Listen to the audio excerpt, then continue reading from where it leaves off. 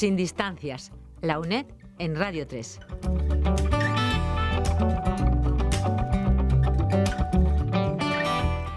¿Qué tal? Bienvenidos. Gracias por acudir a esta cita con la cultura, un curso más. Desde hoy y hasta el próximo mes de junio les vamos a acompañar todos los días. Nuestro propósito es acercarles la universidad allá donde estén. Les vamos a ofrecer contenidos entretenidos, amenos, interesantes y actuales. Este es el reto. Y siempre con la ayuda de nuestros profesores, expertos de la UNED, que junto a especialistas de otros ámbitos y universidades profundizarán cada semana en 2 temas, cada miércoles. Porque los miércoles son protagonistas las nuevas tecnologías y el mundo de la informática. Y en la última media hora analizaremos algún tema relacionado con la política, la sociología, el trabajo social y los servicios sociales.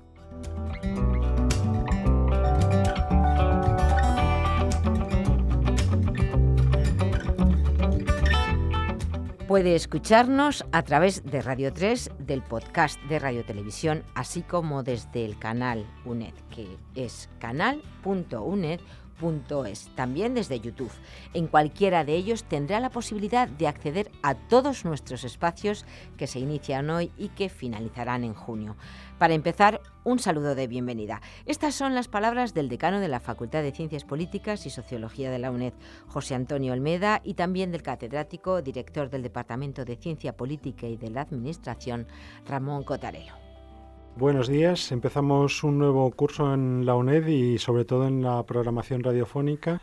Como todo nuevo curso, pues esperemos que nos traiga a todos muchas alegrías y sobre todo mucho conocimiento y estudio, que es lo que hace falta para sacar adelante las distintas asignaturas. Así que mucho ánimo y mucha suerte.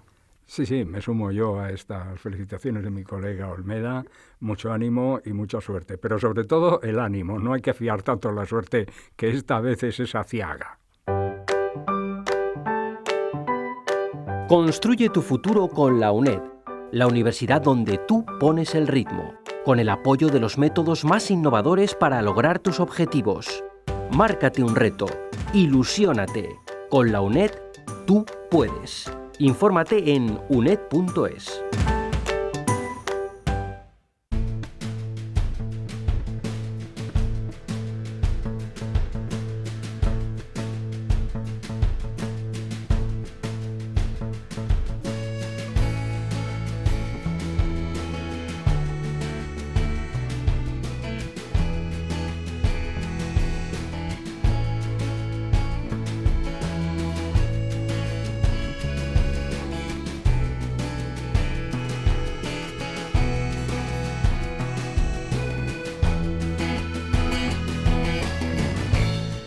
Esta versión instrumental de la Internacional nos da la pauta para presentar un libro del profesor Cotarelo que ha publicado recientemente y que constituye nuestro punto de encuentro para acercarnos a todos ustedes en este primer día de emisión. Rompiendo amarras es una interesantísima obra editada por ACAL en la colección Pensamiento Crítico, en la que el autor recorre los acontecimientos que han marcado el devenir de la política y la sociedad española en los últimos 30 años y en el que se entrelazan sus propias vivencias en primera persona con un estudio pormenorizado de los fenómenos políticos y sociales del siglo XX, 100 años a los que el autor califica como el siglo de las izquierdas. El profesor José Antonio Olmeda, decano de la Facultad de Ciencias Políticas y Sociología, entrevista a Cotarelo.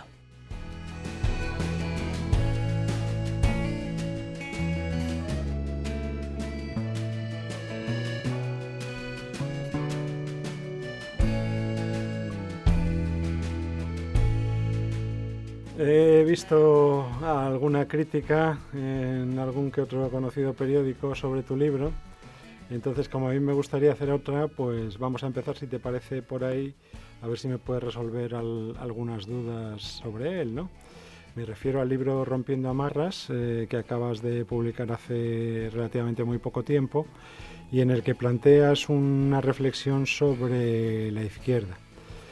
A mí me parece que es un libro muy optimista, porque hace falta valor para escribir de la izquierda en estos tiempos, pero Yo creo también que es muy interesante la mezcla que haces de reflexión teórica y análisis de futuro, y también lo que hablas sobre tu vida, tu reflexión biográfica, y coincido con, digamos, el lema del feminismo de que lo personal es político, por supuesto. Entonces me gustaría que empezáramos, sin embargo, por el principio. Tú trazas una historia de la izquierda, lo que ha sido la contribución de socialdemocracia, comunismo, digamos, las diversas corrientes, ¿no? Y le prestas especial atención a la trayectoria del comunismo y su extraña desaparición, ¿no? Y que no ha dado lugar a ninguna reflexión autocrítica, ni siquiera analítica, de explicar, bueno, qué es lo que ha pasado después de la influencia tan poderosa que tuvo entre los intelectuales de Occidente y todo esto. Me gustaría que explicaras un poco más cómo ves este asunto, ¿no? Uh-huh. Sí, este asunto de la izquierda empieza a ser problemático incluso ya por el número de la palabra. Hay quien habla de la izquierda y hay quien habla de las izquierdas. Recuerdo que hace unos años Gustavo Bueno publicaba un libro dentro de la nueva orientación ideológica de Gustavo Bueno, más próxima a la derecha extrema que a otra cosa. Publicaba un libro en el que hablaba del mito de la izquierda, sosteniendo que efectivamente la izquierda entendía en singular. Es un mito que no existe, que lo que existen son sucesivas izquierdas, y les va poniendo fecha, incluso de nacimiento y tal, creo que llega a 7 o algo por el estilo. Hay bastante de eso en la izquierda. Utilizamos la izquierda pues en un sentido muy vagaroso, ¿no? Hay varias izquierdas, desde luego. Esa es la primera constatación, ¿no? Sí, en el siglo XX la que más ruido ha armado ha sido la izquierda comunista. Es la que más ruido ha armado. Además, como tenía la Unión Soviética ahí como baluarte, insignia y tal, pues era la que se daba más importancia. Y China, sí, pero China no resulta. Fíjate que ahora mismo oficialmente China sigue siendo un país comunista, oficialmente, pero nadie se lo cree. Yo creo que ni ellos, ¿no? Lo de China es otra cosa. Habría que estudiarlo más en profundidad. Nosotros los europeos en general, no sé, los asiáticos, los europeos y los americanos, pienso que tenemos identificado el comunismo con la Unión Soviética. Y lo de China, pues fue una información de última hora.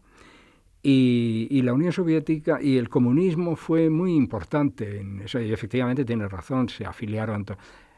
De hecho, las universidades occidentales en los años 60 estaban llenas de marxistas. El marxismo era, yo creo que la corriente ideológico pretendidamente científica oficial, ¿no? Y el comunismo ha sido determinante en Europa, ¿no?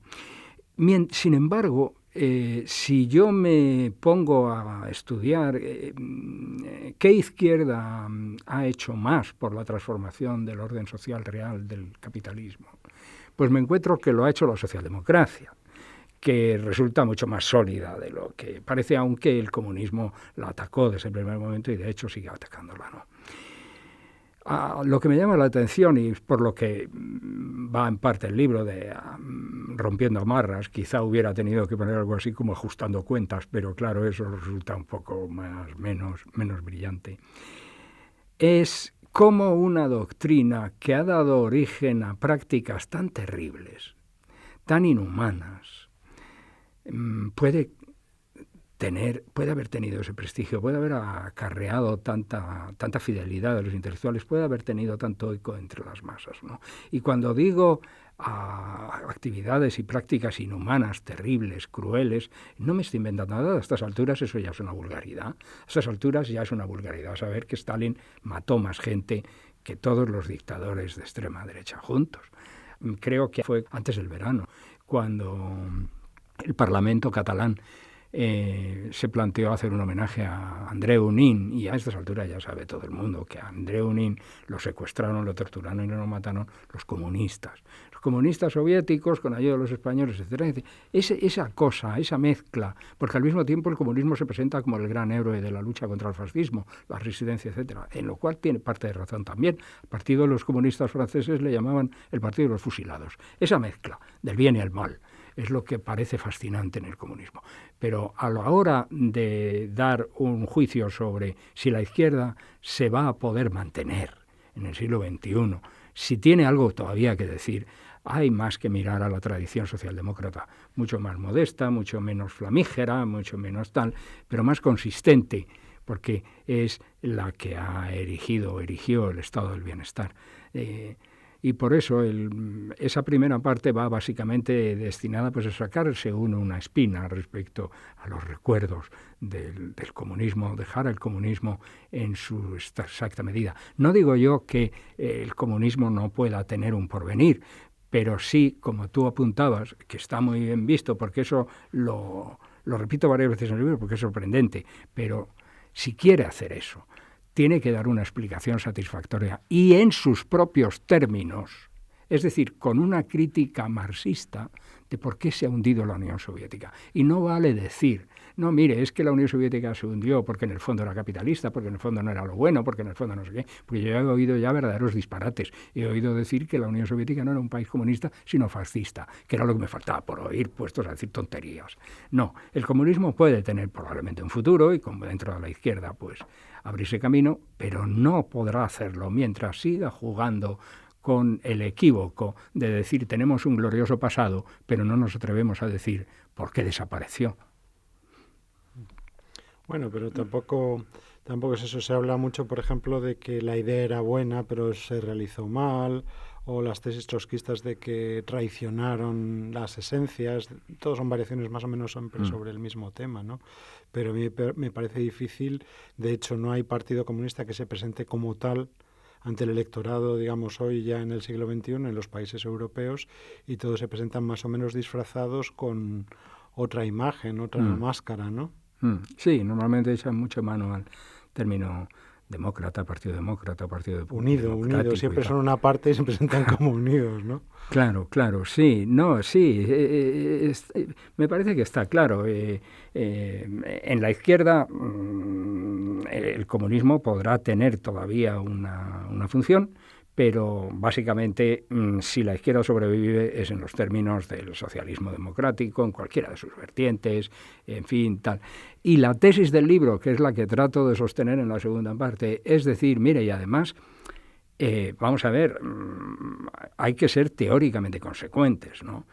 Si ustedes alguna vez pensaron que podían sustituir el modo capitalista de producción, pues ya es evidente que han fracasado ustedes. La Unión Soviética no sustituyó nada, era mucho peor que el modo capitalista de producción.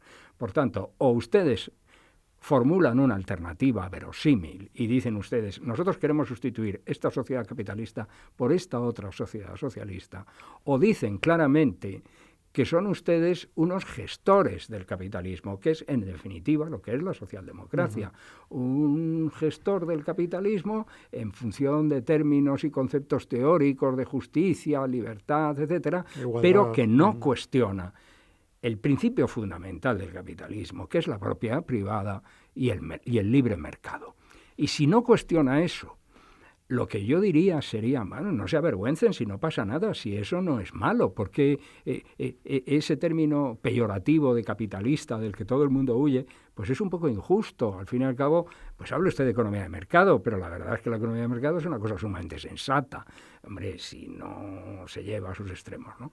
Pues aquí lo que, a mi modesto entender, debe hacer la izquierda democrática, el socialismo democrático, la socialdemocracia, el laborismo, como quieran llamarlo, es reconocer que la metedura de pata estuvo en el análisis de la Revolución Francesa, cuando se considera que la Revolución Francesa está bien, pero que es una revolución burguesa, que hay que completarla con una revolución obrera y tal y cual, y ahí empieza la deriva que lleva al comunismo y a los excesos de la Unión Soviética. No, señor, la Revolución Francesa, la revolución burguesa, que por cierto en España todavía no se ha hecho desde el siglo XIX, que fracasó, como muy bien han demostrado Nadal y muchos otros historiadores, esa revolución todavía tiene mucho desarrollo y mucho camino porque simplemente los conceptos de libertad, igualdad, fraternidad siguen siendo desiderata, siguen siendo objetivos por alcanzar.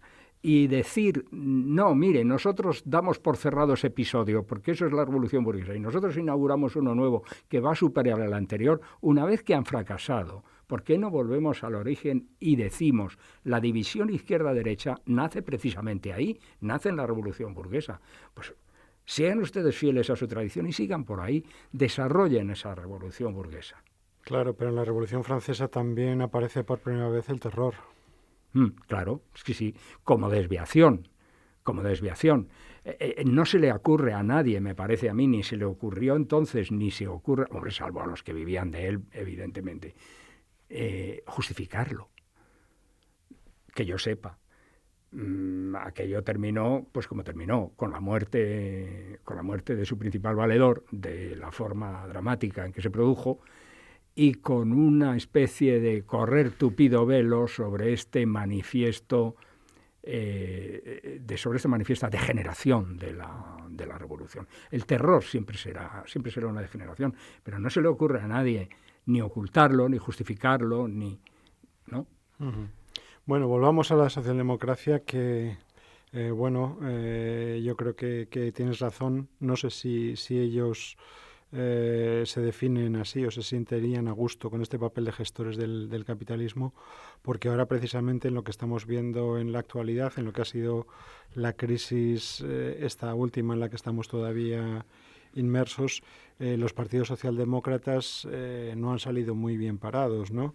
Los gobiernos no tienen un margen de autonomía demasiado grande respecto a los centros de poder de la Unión Europea. Incluso en la misma Alemania el Partido Socialdemócrata no presenta una alternativa muy rotunda a Merkel. En fin, ¿cómo ves un poco este asunto? Pues de la misma manera, casi no tengo nada que añadir. Obvio, claro, les ha pillado con el pie cambiado, porque el capitalismo, como ya decía Marx, es un modo de producción, una formación social extraordinariamente dinámica, inesperada y casi explosiva. Altera todas las relaciones sociales y todas las rutinas. Y claro, la tendencia del ser humano, sea político, cura, obispo o campesino, es rutinizar la vida, porque es como uno se siente seguro. Claro, estos partidos socialdemócratas, que ya estaban acostumbrados a gestionar el estado del bienestar, un poquito más para educación, un poquito menos para seguridad social, etcétera, etcétera, de repente se les ha venido encima un tsunami que no entiende nadie. Pues la verdad es que no lo ha entendido nadie. Nadie supo dar una explicación. Nadie supo preverlo. Todo el mundo dice de la crisis se sale, pero ni siquiera está claro si de esta crisis se va a salir, ni siquiera eso está claro, y les ha pillado con el pie cambiado y no saben cómo encontrarse. La derecha parece, o en general los partidos conservadores y las formaciones liberales, etcétera, parecen mejor preparadas para afrontar la situación porque administran un recetario que es ortodoxo, clásico y tiene sobre todo el apoyo del capital. La izquierda socialdemócrata, pues es que no se sabe muy bien qué apoya ni cuál es el proyecto, porque el retorno al keynesianismo, que lo hacen con la boca pequeña, pues enseguida se lo coartan las puras realidades de la existencia, ¿no? De forma que ya sus últimas aventuras a finales de los 90, aquello de la tercera vía de Giddens o el Neue Mitte de Schröder, ya eran claras manifestaciones de que habían perdido el norte, de que en realidad lo que estaban formulando era una especie de neoliberalismo con cierta pátina social. Y cuando una ideología política pierde su tronco y se arrima al adversario, pues acaba contaminado el adversario. Pues ¿qué tendrán que hacer ahora? Pues si quieren sobrevivir, que parece que eso es una regla general, todo el mundo quiere sobrevivir, tendrán que adaptarse a las circunstancias y formular algo que no han hecho todavía, que es una alternativa viable. Claro, es que eso es lo que no se produce. Esto de la tercera vía yo lo veo también como una especie de acercamiento un poco a lo que supone el Partido Demócrata en Estados Unidos, con los temas de la política de la identidad y ese tipo de cosas, pero temas un poco alejados de la socialdemocracia clásica, ¿no? Sí. No, y además con esa especie de marrulleo, de, bueno, no hay que hacer tanto hincapié en los derechos y empezar a hacer hincapié en los deberes, las gentes tienen que... Pues eso que conduce en definitiva a estas políticas según las cuales si te dan un subsidio de desempleo, eso no es un derecho, sino que es una gracia y se te puede exigir a continuación pues todo tipo de prestaciones personales, incluida la servidumbre. Pues claro, es decir, si tú cedes en en las posiciones principales, que son los asuntos de principios, como han cedido los socialdemócratas, luego te resulta muy difícil evitar que te echen de la casa, ¿no? Y que tu armazón teórico pues se venga abajo, ¿no? Así que la situación de los partidos socialdemócratas, y en esta medida también con los comunistas, etcétera, pues es una situación verdaderamente lamentable, entiendo yo, ¿no? Muy difícil de reconstituirlo, lo cual no quiere decir que sea imposible, porque tengo tendencia a pensar que la división izquierda-derecha es tan connatural y esencial e inherente a la naturaleza humana como el blanco y el negro y el día y la noche. Si no hay izquierda, obviamente tampoco habrá derecha. Y algo de eso debe pasar, porque ahora mismo acabamos de encontrarnos con nuestro amigo Esteban Ibarra, que viene asegurando que el auge del nazismo, del fascismo, del neonazismo en Europa es extraordinario. Si no hay izquierda, esa será la alternativa. No comparto mucho eso, pero vamos a volver sobre el tema de la izquierda en tu libro. Dices que no es una quimera y hablas de tendencias de futuro y hablas de feminismo, hablas de ecologismo, hablas también de la red, como en otros muchos trabajos tuyos. Sin embargo, no hay una reflexión teórica en esta izquierda, ¿no? Yo no digo Marx, pero en fin, ni un Engels tampoco, que era peor. pero hombre, algo más de vida intelectual sí sería bienvenida, ¿no? Pero vivimos en un mundo quizá excesivamente complejo para que seamos capaces de comprenderlo en su interrelación, ¿no? Sí, eso ya lo venían anunciando los posmodernistas, ¿no? Y lo acaba de coronar el bueno de Zygmunt Bauman, que todo lo echa a decir como todo es líquido, pues todo es líquido y tal. Pues y los posmodernistas diciendo no se puede comprender nada, y el escepticismo y el relativismo es la única verdad, que por cierto tiene de los nervios a todo el sector eclesiástico.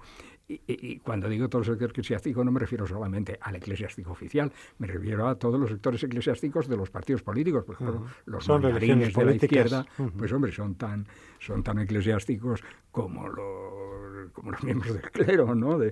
Que los tiene de los nervios, como relativismo, como escepticismo, como tal. Esa es la situación. Y ver cómo la realidad material, la realidad social de un mundo de 7.000 millones de habitantes, donde los conceptos que habíamos elaborado en los años felices, en que reinaba sin ningún tipo de problemas un marxismo edulcorado de carácter académico, se vienen todos abajo. El concepto del tercer mundo, si muchos de los países del antiguo tercer mundo son mucho más potentes que los países del primer mundo, que están muy por detrás de ellos, ¿qué significamos los españoles, los italianos, los griegos, los portugueses, al lado de China? Brasil, India. La India. Pues claro, todo esto hace que efectivamente pretender entender el mundo como una unidad de sentido y ahormarlo en una teoría única es extraordinariamente difícil. Pero claro, resulta que no hay otro remedio, porque no hay acción práctica que no vaya dirigida por un postulado teórico. Lo decía Adorno, que era un hombre muy amargado, pero de vez en cuando decía cosas muy sensatas. Decía, hombre, la acción sin teoría, acabas con la cabeza partida, o sea, que te la parten a golpes, vamos, con porras. Y si no se puede elaborar una teoría mínimamente comprensiva, pues la acción se hace ciega. Y claro, en la acción ciega, pues es como la noche, todos los gatos son pardos, y ahí empiezan a aparecer los pardos ahora, ya con sus armas y sus botas y sus cosas, ¿no? Así que es un problema de supervivencia. A la izquierda le pasa lo que le pasa a todas las aventuras humanas. En la medida en que se producen y se hacen un hueco, generan problemas, rechazos, reacciones diversas, ¿no? Esos problemas y esos rechazos acaban poniendo en peligro su supervivencia. Y esa entidad que ha generado ese discurso o resuelve esos problemas de supervivencia o perece. Yo no veo posible que desaparezca la izquierda como izquierda, ya lo dije antes. No creo que... es como si se me dice, mire, la ética ya no plantea problemas, el mal ha desaparecido. Hombre, no me fastidie. No, el bien y el mal son sempiternos. Y la izquierda o la derecha, que en el fondo, desde el punto de vista de quienes la practican, es una vertiente del bien y el mal, pues también, ¿no? Uh-huh. Y volviendo al tema del feminismo, a mí me parece que que la izquierda no ha sido capaz de integrar de una forma muy profunda toda esta cuestión. Por ejemplo, recuerdo antes del verano que un diputado concejal del Bloque Nacionalista Gallego escribió una cosa soez sobre la vicepresidenta del gobierno. Luego enseguida dimitió, pero me acuerdo el coro increíble que se montó por parte de la izquierda precisamente cuando fue un señor de derechas, el alcalde de Valladolid, el que dijo una expresión no tan soez, aunque sí grosera, sobre los morros de Leire Pajín. Y sin embargo, en este segundo caso, como la agredida era de derechas, parece como que eso no iba con ellos, ¿no? Y los feministas de los partidos y demás no han hecho nada, cuando era una cosa realmente indignante, ¿no? Entonces, sí, tengo a gala, si no te importa, decirte que eso no reza conmigo. No, por eso te lo pregunto. Claro, no, porque según leí esa grosería de este individuo, en Twitter yo ya dejé claro lo que opinaba del individuo. Pero por eso toda contundencia. Parece que la izquierda, pues lo único que se le ocurre es esto de las listas cremallera, que si tal, digamos, esta es la de la acción afirmativa, que han traducido mal por lo discriminación positiva, es muy mal castellano eso, pero no se ve que eso se concrete, se materialice en una presencia más activa y más igual de las mujeres en todos los ámbitos, ¿no? Sí, es que ¿sabes qué pasa? Vamos a ver, yo tengo una gran admiración por el feminismo, es más, soy feminista y si no se interpretara mal, me atrevería a decir que soy femenino, que ya es un poco duro porque eso habría que dar muchas explicaciones, porque soy un hombre, claro. Pero sí, mi admiración por el feminismo es tremenda, me viene de siempre y no he tenido nunca la menor duda. Y sospecho que el feminismo es mucho más de izquierdas que la izquierda feminista. En la izquierda hay tanto machismo como en la derecha, me da la impresión. Además, incluso muchas veces, pues, bien pensante, satisfecho, todo esto, ¿no? Lo que sucede es que, claro, el feminismo, en la medida que se constituye como un movimiento que cuestiona el orden social de la época, se constituye frente a las organizaciones conservadoras, monárquicas, etcétera y tal, en la lucha por el sufragio. Su primer aliado, curiosamente, es el movimiento abolicionista. Eso lo vieron los feministas clarísimamente. Y fueron ellas las que incitaron el abolicionismo. No es que el abolicionismo fuera solo obra de los feministas, pero fue muy decisivamente obra de los feministas. Los feministas vieron claramente que su causa de igualdad de las mujeres era paralela a la emancipación de los esclavos en los Estados Unidos. La ironía de la historia es que el poder, por decirlo de algún modo, ¿no?, el sistema, como se dice, reconoció antes los derechos de los esclavos que los de las mujeres. Y la segunda ironía fue que los esclavos, los antiguos esclavos, no se volcaron especialmente en la lucha por el feminismo para ayudar a quienes no. Es decir, ahí hay un problema que es muy profundo, que es muy en el modo en que está constituida nuestra sociedad, y es porque hasta la izquierda es un modo de entender la sociedad en los términos de modo de producción, capitalismo, socialismo, por llamarlo de alguna manera, etc. Pero es que el feminismo plantea una cuestión que es muy anterior al modo de producción. Plantea la cuestión del patriarcado, que no es la forma de organizar la propiedad, sino la forma misma de constituir la sociedad, la forma misma de organizar el parentesco, de hacer la división del trabajo, de todo esto. Va mucho más a la raíz de las cosas. Y cuando va a esa raíz de las cosas, el feminismo, claro, plantea una crítica a esa solidaridad inherente de los hombres, que pasa por encima de muchas veces de la... Yo me apuesto que todo el mundo conoce situaciones de sobremesa en las que parientes y amigos se reúnen, habiendo gentes de derechas y gentes de izquierdas, que puede que se maten sobre si el ministro tal o el ministro cual, pero que luego hacen chistes machistas y se ríen de ellos. Y me parece a mí que esa es la cuestión, ¿no? Y que lo que hace que el feminismo tenga esa carga de profundidad y encuentre al mismo tiempo ese rechazo, que tal es peor todavía que el racismo, es una forma de racismo, ¿no?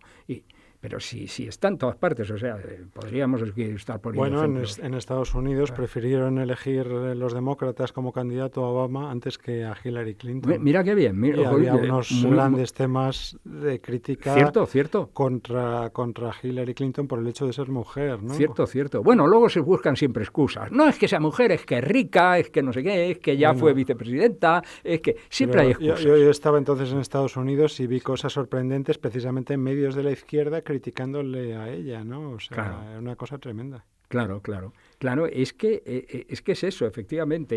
Y a mí me pasa que en el libro, pues claro, yo sostengo que claro, la izquierda y el feminismo tienen que hacer causa común. Pero tienen que hacer causa común de una forma que la izquierda comprenda que tiene que revisar sus planteamientos. Eso no solamente lo digo en el libro, lo practico. Y siempre que tengo ocasión, y ahora mismo lo voy a hacer, postulo la necesidad de que los científicos sociales, que tenemos todos un claro sesgo machista, incluidas las científicas sociales, tengamos como primer propósito en todos los análisis de todos los problemas que tratemos, aplicar una perspectiva de género, porque es que se nos olvida.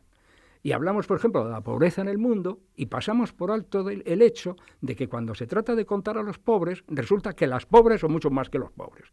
Cuando hablamos de la delincuencia, resulta que las víctimas suelen ser mujeres.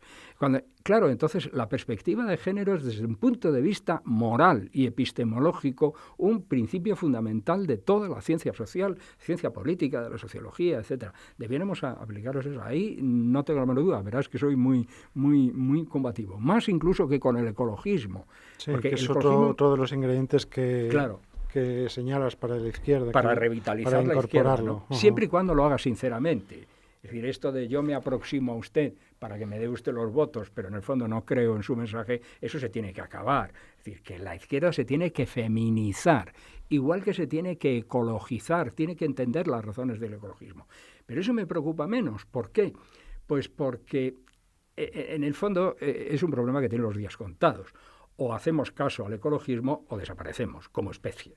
Eso, siempre nos adaptaremos a lo que sea. Eso es opinable, siempre se podrá decir, hombre, que habrá una raza de subseres humanos que se arrastrarán como las lagartijas. Bueno, habrá gente que sea feliz así y hasta es posible que alguna de esas lagartijas escriba la Divina Comedia. Es posible, pero no muy probable. Y de momento lo que está claro es que si el ecologismo no impera, el peligro es para todos.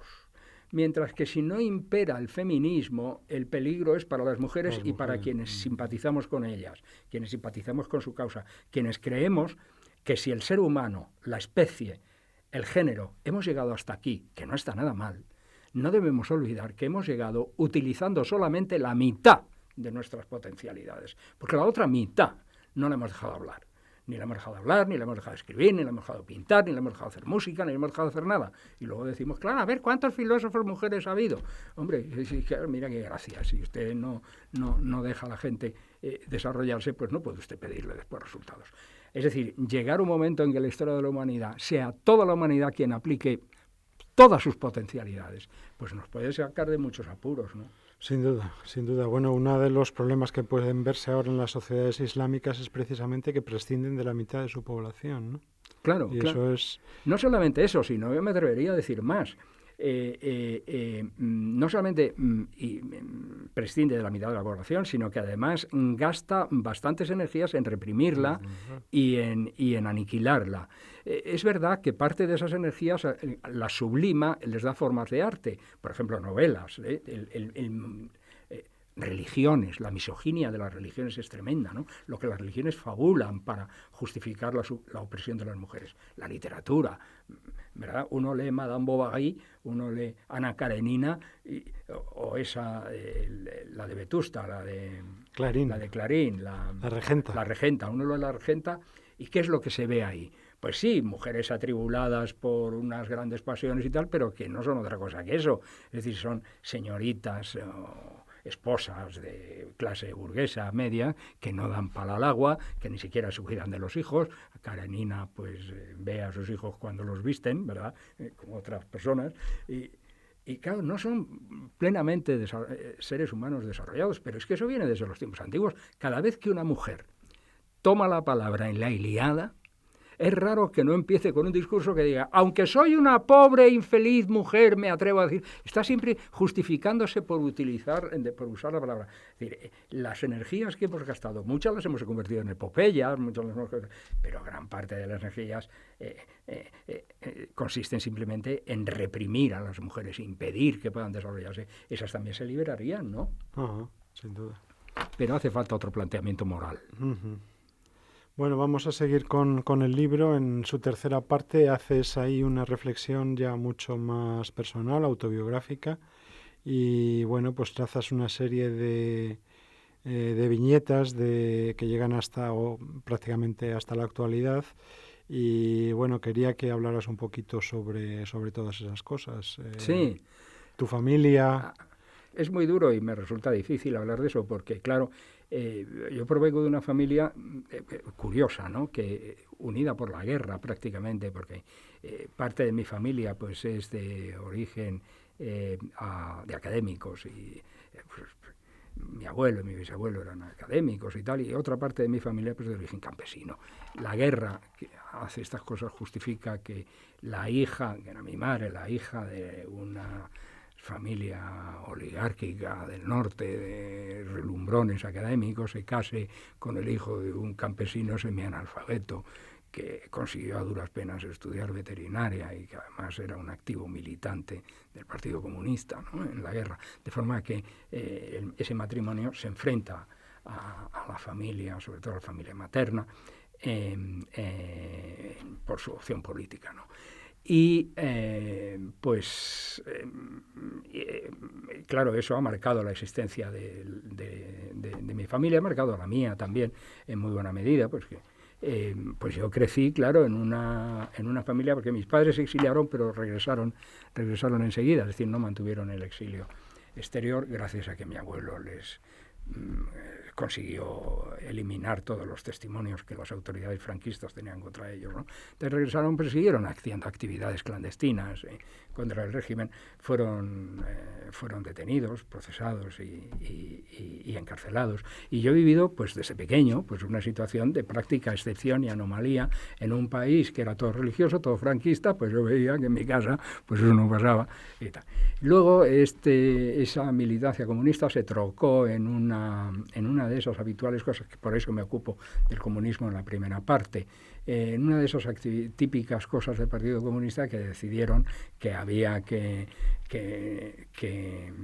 depurar el Partido Comunista, alguna cosa por el estilo, que vivía en la clandestinidad, perseguido por el franquismo, etcétera, y acabaron considerando que mis padres eran confidentes de la policía. Después de que mi padre estaba en la cárcel, llevaba no sé cuánto tiempo, le habían pegado unas palizas tremendas y tal.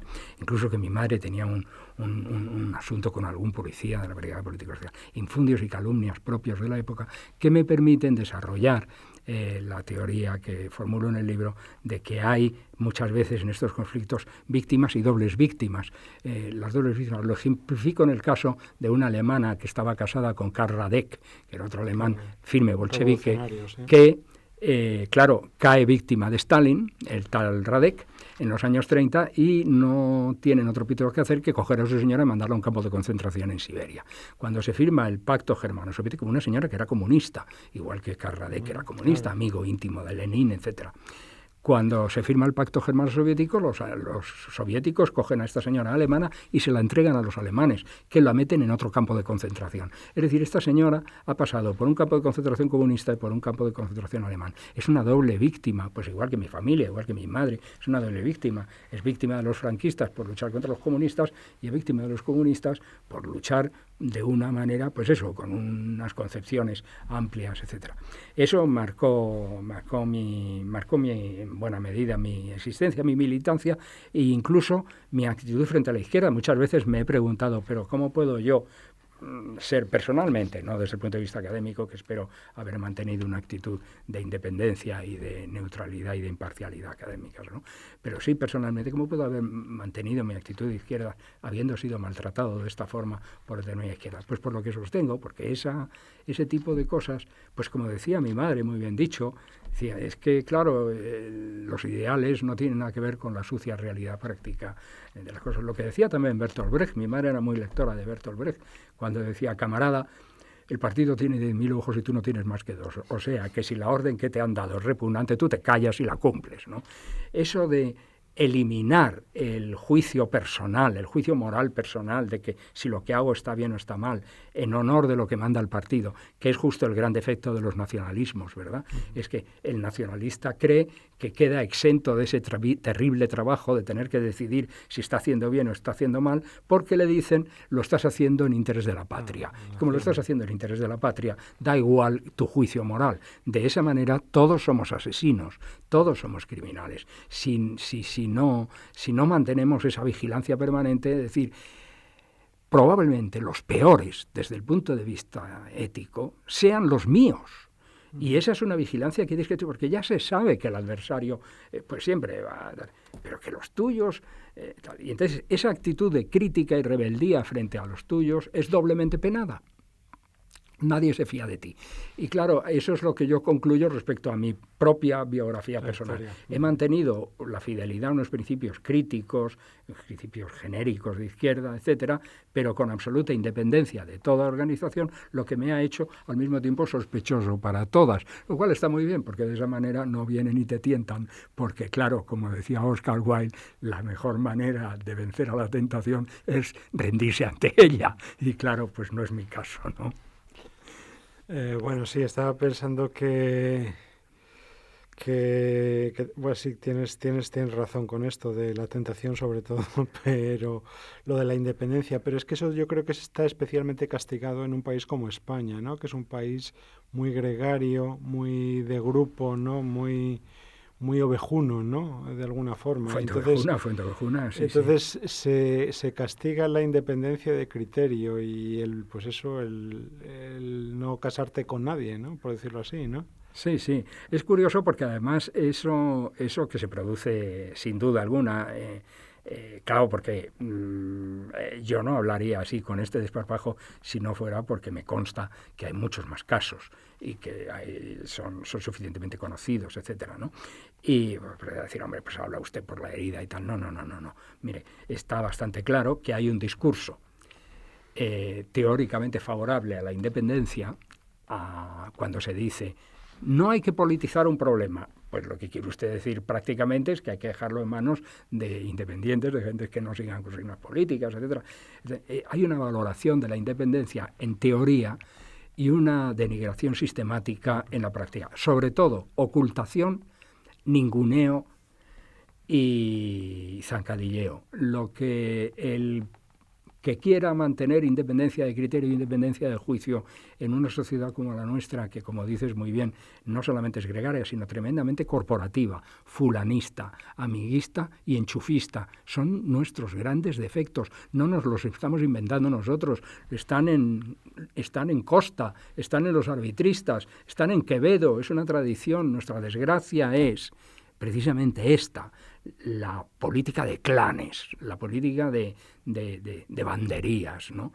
Y claro, la reacción de esos clanes y de esas banderías es muy evidente, ¿no? El otro día me acordaba de una cosa que se cuenta de Churchill, que ya sabes que ahora se acostumbra mucho a escribirle a Churchill prácticamente todas las citas brillantes que uno encuentra por ahí, pero esta es estrictamente cierta. Estaba Churchill explicándole el Parlamento, la Cámara de los Comunes a un joven diputado. Le decía, mire usted, joven, aquí nos sentamos los conservadores, aquí se sientan los laboristas. Y el otro va y dice, o sea, don Winston, lo tengo claro, aquí nos sentamos nosotros y ahí se sienta el enemigo. Y dice, no, joven, el enemigo se sienta aquí, es decir, donde estamos nosotros. Eso sin olvidar eso. Claro, muchas veces tú te das cuenta de decir, oye, ¿dónde tienes tus verdaderos enemigos? Pues, por ejemplo, una persona de izquierdas como yo, en la izquierda. Uh-huh. Sí, yo me acuerdo cuando tú tenías abiertos los comentarios de tu blog, que tenías una serie de roles de extrema izquierda, sí. En fin, muy motivados, ¿no? Sí, por eso lo suprimí, claro, porque claro, es que, bueno, que te ataquen, pues está, supongo que dentro de las leyes de la vida, pero que se metan en tu casa y te obliguen a perder el tiempo discutiendo estupideces con gente que es que en el fondo no está movida más que por el odio, pues hombre, ya es demasiado, ¿no? Vaya usted a defecar a su propio domicilio, ¿no? Bueno, es que esto es lo que decías antes cuando hablabas de la socialdemocracia, con el surgimiento del comunismo en los años 30, se tilda la socialdemocracia, pues eso de socialfascistas, socialtraidores. Sí. Quiere decir que por parte del comunismo ha habido un acendrado odio hacia las posturas más moderadas, aparte de sus propias luchas intestinas entre stalinistas, trotskistas, titoístas, maoístas, castristas, guevaristas, no sé ahora si hay de Kim Il-sung, ¿no? Pero seguro que... Pero hombre, si había carrillistas, claudinistas... Claro, también aquí, por supuesto. Pues hombre, claro, sí. No, sí, es que eso le pasa, volviendo al sufrido comunismo, ¿no? Eso le pasa al comunismo porque es un pecado de nacimiento, si tal expresión bastante católica bastante cristiana, se puede emplear. Ellos nacen de una escisión. Ellos tienen a gala siempre la pureza de principios. Si uno se lee, por ejemplo, pues El quehacer, El estado y la revolución, los libros primeros de Lenin en torno a la constitución de la socialdemocracia rusa, uno se da cuenta que su mayor preocupación es la fidelidad a unos principios cortos y muy claros de una vanguardia. Todo lo demás es contaminación y hay que exterminarlo. Ellos tienen a gala eso. Claro, nacen como una escisión. El propio término bolchevique ya quiere decir mayoría frente a una minoría, es decir, ya remite a una escisión. Viven en la escisión, viven en la confrontación permanente. Se desgajan de los partidos socialistas para constituir los verdaderos partidos socialistas. Y a partir de ahí, es toda una historia de escisiones, de tal manera que quien con maestría conoce este oficio, que es Stalin, que sabe muy bien lo que hay que hacer, de vez en cuando se inventa algún enemigo para poder... Pues eran... Claro, porque a él le molestaba Tito. Da orden entonces de que con Tito se acabe. Como no se puede acabar con Tito porque hay mucha tierra por medio, no hay frontera entre Yugoslavia y la Unión Soviética, no se puede coger a Tito y mandarlo a Siberia, pues se hace una campaña contra Tito. Esa campaña significa que todos los partidos comunistas, estuvieran donde estuvieran, a partir de ahí empezaron a descubrir titoístas escondidos y a expulsarlos convenientemente. Todos los que habían estado en la guerra de España, por ejemplo, se los cargan. Sí, y lo curioso es que no solamente se cargan a los que estuvieron en la guerra de España, sino que se cargan a los que se cargaron en la guerra de España también. Sucesivamente, porque, claro, fueron oleadas sucesivas de exterminio. De hecho, una de las historias más fascinantes que yo cuento en el libro, que se conoce muy poco, es que el ideólogo de la propaganda comunista de la Tercera Internacional, Willy Münzenberg, que es un hombre en todo equiparable a Goebbels, y que Goebbels no se conocían personalmente, pero se conocían, claro, cómo no, y se habían leído, y los dos hablan el uno del otro, ¿no? Hasta tal punto que hay una relación entre las prácticas de propaganda comunistas y las nazis. Este Willy Münzenberg era un hombre muy listo, amigo de Lenin y tal igual. Cuando empieza a desviarse un poquito, o a juicio de Stalin empieza a desviarse un poquito, él ya está exiliado en París porque ha tenido que exiliar de Alemania a raíz del golpe de los nazis, y le llaman a la Unión Soviética, no va, y además dice que no va porque teme no volver. Y bastante razón tenía viendo lo que le estaba pasando a la gente, porque era la costumbre. Se llamaba al individuo, se le sometía a una especie de farsa o proceso y luego se le fusilaba en cualquier parte, etc. La verdad es que este Willy Münzenberg debía de saber mucho y era un hombre muy inteligente y muy brillante. Es una historia fascinante. He visto que Muñoz Molina le dedica un capítulo de su libro Sefarat, porque está fascinado por el personaje que por cierto era millonario, se hizo millonario con las empresas que usted persiguió siendo comunista, ¿no? Pues este hombre, como había que terminar con él, dado que no iba a la Unión Soviética, apareció un buen día ahorcado, por no se sabe cómo ni dónde. La Unión Soviética llegó a él. Claro. Como a Trotsky. Sí, claro, exactamente. Claro. Fue un sistema parecido al de Trotsky, sí. Lo que sucede es que, a diferencia de Trotsky, sabemos quién fue el asesino, quién fue el autor material, ¿no? de la piqueta, mientras que en cambio... Sí, un comunista catalán, un estalinista catalán. Sí, Ramón Mercader, sí, que está enterrado en Moscú. Fue primero acogido cuando salió de la cárcel en Cuba, en Cuba, donde, pues claro, se tenía grandes simpatías por él, y luego fue a la Unión Soviética. Y por cierto, hay que decir que investigaciones recientes realizadas incluso por gente, por catalanes muy preocupados por esta historia, ponen el acento en un asunto muy curioso. No es Ramón Mercader el verdadero, es decir, es su madre la que lo impulsa, es su madre la admiradora de Stalin, es su madre la que tal, de quien cuenta el hijo después en algún momento que su padre, que la odiaba, la metió en un manicomio injustamente, porque la señora y tal. Es una historia sumamente confusa, pero lo que está claro es que Ramón Mercader actúa teledirigido por su madre, ¿no? Bueno, esto no tiene mayor importancia, porque el hecho es que, significativo y comparativo, es que a Willy Menzenberg lo ahorcan en un bosque francés cerca de Lyon, huyendo de un campo de concentración, y todas las probabilidades apuntan a que lo ahorcaron agentes estalinistas, ¿no? Uh-huh.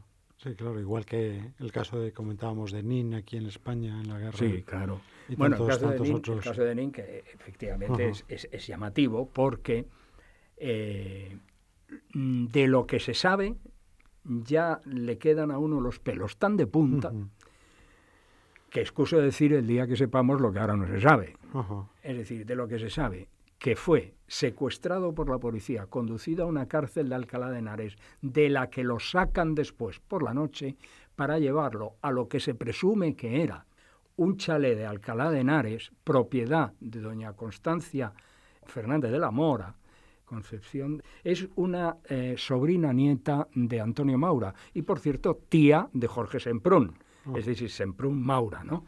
Que estaba casada con Ignacio Hidalgo de Cisneros, que era jefe de la aviación republicana y destacado miembro del Partido Comunista. En ese chalet es donde se cometen las barbaridades. Decía Vildevaldo Solano sí, poco antes de morir, que él sabía, él era un discípulo de Nin, un gran admirador y el que mantuvo su memoria, como lo hace ahora su señora, que él sabía de buena tinta que lo habían torturado hasta despellejarlo vivo a Nin. Si uno piensa que Nin, en el fondo, se consideraba a sí mismo un comunista, un comunista ortodoxo, pues uno tiene la verdad, la idea de hasta dónde puede llegar la inhumanidad de la gente, ¿no? Porque este hombre había vivido 10 años en la Unión Soviética. Había sido comunista desde el primer momento, admirador de Lenin, en fin, tal. ¿Cómo diantres, por el capricho de un déspota, por una política que no le va ni le viene, se comete esta barbaridad y esta crueldad con él, ¿no? Pues eso es lo que explica por qué los politólogos entendemos que nuestra materia es tan apasionante como todas las demás, ¿verdad? Porque habla de la naturaleza y del alma humana y nos da versiones que verdaderamente nos dejan perplejos, ¿no? Bueno, y sigamos un poco con estas pinceladas personales por retomar el tema del libro, y en los capítulos finales hablas un poco de la transición y un poco lo que ha sido la democracia. ¿Y cuál ha sido tu trayecto por ella, ahora que está tan de moda denostar la malada transición? Y, en fin, que yo creo que es un poco también un ataque generacional por parte de algunos, ¿no? Que no vivieron aquello y sin embargo reprochan a los que sí lo hicimos pues todo tipo de claudicaciones y demás, ¿no? Sí, yo pienso que es como todo, ¿no? Las generaciones, las gentes que se consideran partes de generaciones, que creen que son como cohortes, que vienen, que se enfrentan a las anteriores, que dejan paso a las siguientes, etcétera, que tienen esta imagen un poco prusiana de la existencia, como cuerpos de ejército que van avanzando uno detrás de otro. Tienen que buscar algún discurso que justifique este peculiarísimo punto de vista, cuando en realidad, pues, eso de las generaciones es un concepto completamente arbitrario y caprichoso, porque el devenir de la vida, de la existencia, de la historia, no admite rupturas. Nosotros le ponemos nombre, pero los nombres son caprichosos. Por poner un ejemplo, los españoles y en general, las lenguas romances, dividimos la historia en antigua, o clásica, media, moderna y contemporánea. Ya el propio nombre de contemporánea manda narices, porque quiere decir, claro, que ya se ha acabado la historia, porque a nadie se le ocurre qué nombre se pueda poner a una época postcontemporánea. No puede existir, ¿no? Pero es que los ingleses, en el ámbito anglosajón, ese concepto de historia contemporánea no existe. Es la historia antigua, la media y la moderna, que llega hasta hoy.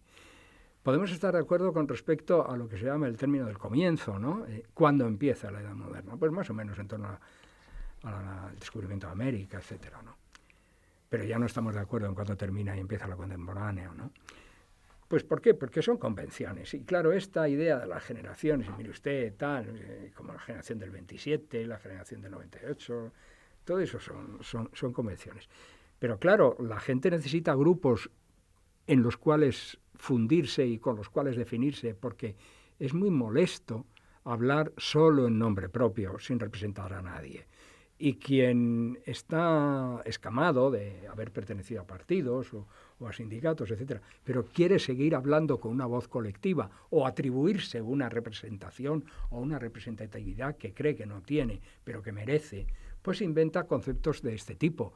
Pues mi generación, ¿no? Mi generación, como si los de su generación pensaran todos igual. O como cuando un político dice, todos los españoles de buena fe, o sea, se supone todos los que le apoyan a él, ¿no? Todos los que no se sabe si son de buena fe porque le apoyan a él o lo apoyan a él porque son de buena fe. Pues todas esas cosas son caprichos, ¿no? Aquí hay unas gentes que, considerándose de una generación posterior a la transición, es decir, posterior al hecho de que ellos pudieran haber sido protagonistas de la transición, que no espectadores, que lo fueron, y en muchos casos, pues mudos, ¿no? Pues quieren tomar un punto de partida para iniciar una actividad crítica que tenga fundamento y al mismo tiempo les presente como agraviados. No hay nada mejor que presentarte en el discurso público como un agraviado, como una víctima, para que las ideas se hagan caso. Nos traicionaron, nos vendieron. Aquellos bandidos y sinvergüenzas, aquella izquierda de la transición que traicionó los principios, etcétera, y ha traído esta desgracia. Bueno, eso es un juicio tan subjetivo, caprichoso y arbitrario como todo lo demás. Yo escucho a muchos comunistas decir hoy que la transición fue un fracaso y una traición. Y no puedo evitar recordar que don Santiago Carrillo, secretario general del Partido Comunista, firmó todos y cada uno de los acuerdos que hicieron posible la transición, que estuvo de acuerdo con la transición, que estuvo de acuerdo con la monarquía, que estuvo de acuerdo con la bandera, con la Constitución y con todo. Que en los padres de la Constitución había un comunista, que además era catalán, de forma que los catalanes, por esa cosa pues tenían dos representantes, uno como comunista y otro como nacionalista, en definitiva los dos catalanes, ¿no? Y que ahí no... Que con el paso del tiempo haya una visión distinta de lo que hemos vivido, pero hombre, por el amor del cielo, eso nos pasa a todos. Pero eso nos pasa a todos. Yo tengo hoy una visión muy crítica de la Constitución de 1978 que no tenía en 1978. No, pues ¿por qué? Porque para nosotros era tocar el cielo con la mano que hubiera una Constitución. Caramba. Y claro, que hubiera elecciones libres. Que hubiera elecciones libres, que hubiera democracia, que hubiera respeto, que el señor Carrillo fuera legal. Claro, es que todo eso era esencial, ¿no? Que cometimos muchísimos errores, pues sin ninguna duda. Por ejemplo, el que tenemos que cometer ahora, que estamos ahora tan a gusto y tan tranquilos aquí hablando, teniendo que decir adiós a la concurrencia, ¿no? Bueno, pues muchísimas gracias, Ramón. Enhorabuena por ya no sé qué número de libro hace Rompiendo Amarras. Espero que sigas produciendo con igual fluidez y éxito, mucho éxito. Muchas gracias y lo mismo para ti, José Antonio. Gracias.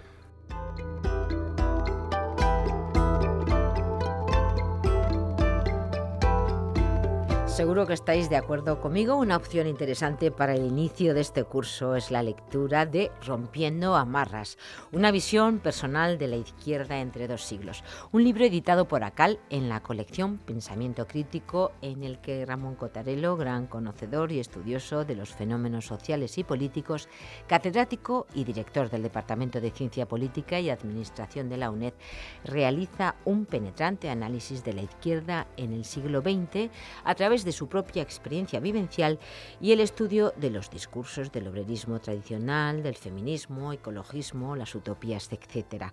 Cottarello participa activamente en Facebook y Twitter y puede conocerlo a través de sus blogs, en concreto de su blog Palinuro, www.cottarello.blogspot.com.